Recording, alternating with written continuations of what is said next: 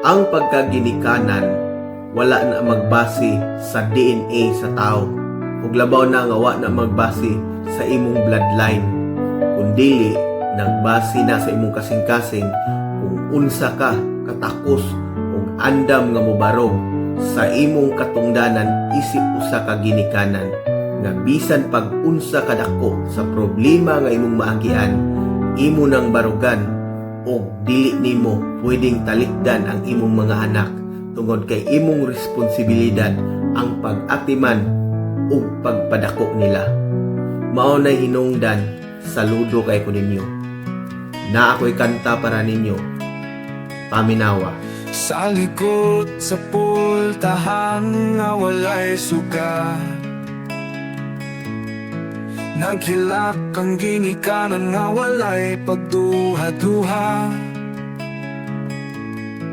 Kipungan ang luha nga di magpakita aron ang anak, magpabiling nga malipay o buhi sa paglaom.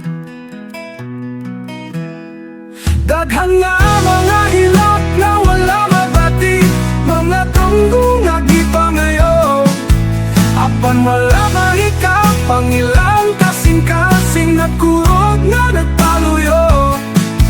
Para sa ilang anak, ang kalipay mao'y kalasangan.